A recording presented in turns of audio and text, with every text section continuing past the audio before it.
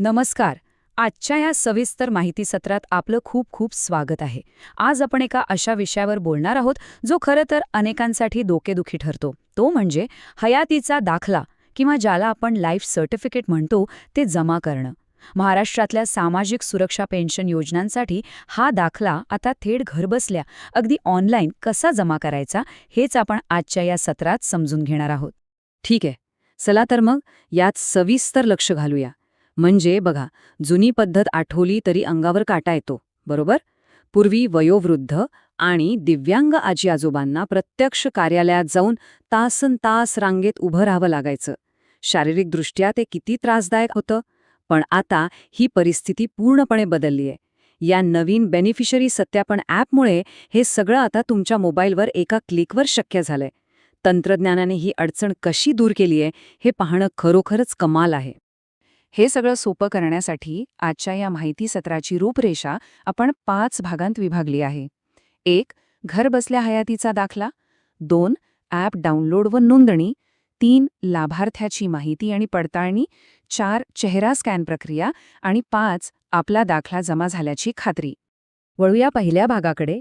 घरबसल्या हयातीचा दाखला. या सुविधेमुळे कुटुंबांना किती मोठा दिलासा मिळालाय ते आता आपण पाहूया. आता तुम्हाला प्रश्न पडला असेल की ह्याचा फायदा नक्की कोणाला होणार.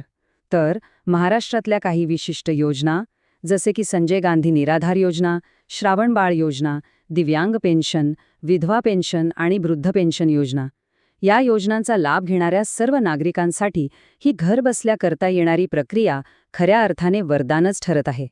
आणि हे वाक्य बघा, बाहेर जाण्याची गरज नाही. खरंच हे वाक्य सगळं काही सांगून जातं. वयोवृद्ध किंवा शारीरिकदृष्ट्या कमकुवत असलेल्या व्यक्तींना प्रवासाचा त्रास अजिबात होऊ नये हेच या ॲपचं सर्वात मोठं आणि महत्त्वाचं यश आहे. आता अगदी घरच्या घरी आरामात बसून हे महत्त्वाचं काम पूर्ण होतं. चला तर मग दुसऱ्या भागाकडे जाऊया. ॲप डाउनलोड व नोंदणी. हा खरं तर पूर्वतयारीचा टप्पा आहे, जो घरातील एखादी तरुण किंवा मोबाईलची जाण असलेली व्यक्ती सहज करू शकते. आता पुढे जाऊन ही प्रक्रिया कशी टप्प्याटप्प्याने विकसित होते ते पाहूया. डिव्हाइस रजिस्ट्रेशन म्हणजेच मोबाईलची नोंदणी करण्यासाठी फक्त 3 अतिशय सोप्या पायऱ्या आहेत. सर्वात आधी गुगल प्ले स्टोअरवरून बेनिफिशरी सत्यापन हे ॲप डाउनलोड करायचं. मग ॲप उघडून तुमचा आधार आणि मोबाईल नंबर टाकायचा आणि शेवटी एक साधा चेहरा स्कॅन करायचा.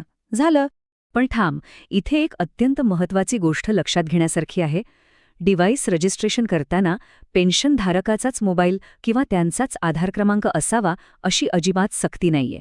घरातील कोणत्याही सदस्याचा आधार आणि मोबाईल नंबर वापरून ही सुरुवातीची नोंदणी पूर्ण करता येते. आहे जी नाही एकदम सोयीस्कर.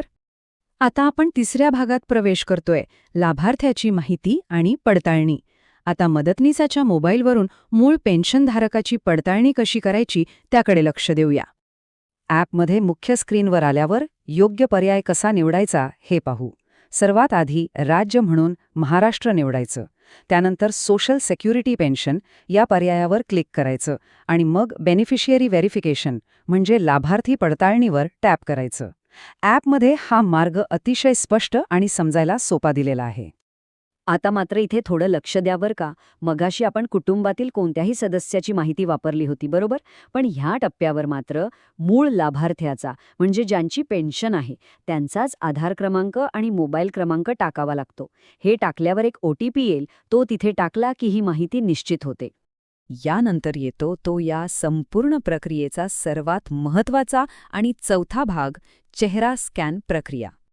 आता ह्या स्लाइडबद्दल सर्वात मनोरंजक गोष्ट म्हणजे ही फेस ऑथेंटिकेशनची पद्धत.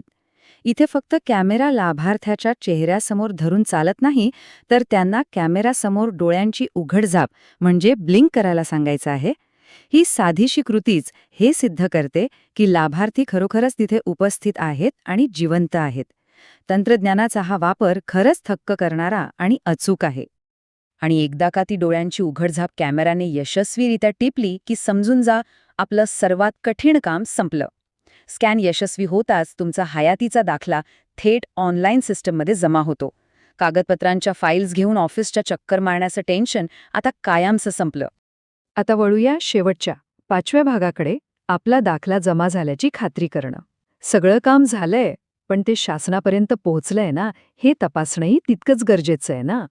तर होतं असं की चेहरा स्कॅन यशस्वी झाल्यावर सिस्टम लगेचच एक BSA ID तयार करते आणि तो तुम्हाला SMS द्वारे मोबाईलवर मिळतो. हा BSA ID म्हणजे एक प्रकारची डिजिटल पावतीच आहे. हाच तो पुरावा आहे की तुमचा हयातीचा दाखला सुरक्षितपणे शासनाच्या सिस्टममध्ये नोंदवला गेलाय. आता ही दुहेरी खात्री करायची कशी? खूप सोपं आहे. ॲपमध्ये परत जा आणि व्ह्यू बेनिफिशरी सर्टिफिकेट या पर्यायावर क्लिक करा. तिथे SMS-मध्ये मिळालेला तो BSA ID टाका आणि तुमचं स्टेटस तपासून पहा.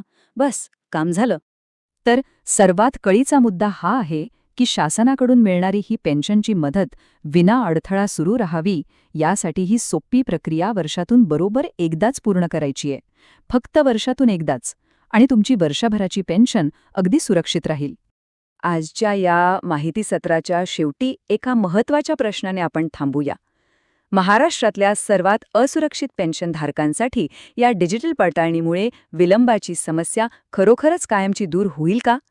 तंत्रज्ञानाचा असाच सकारात्मक वापर होत राहिला आणि ही माहिती तळागाळापर्यंत पोहोचली तर सामाजिक सुरक्षेचं हे जाळं नक्कीच अधिक भक्कम होईल, यात शंका नाही. यावर नक्की विचार करा. आजच्या या माहिती सत्रात सहभागी झाल्याबद्दल खूप खूप धन्यवाद. माहितीपूर्ण व्हिडिओ आहे. एक लाईक करा आणि शेअर नक्की करा. धन्यवाद.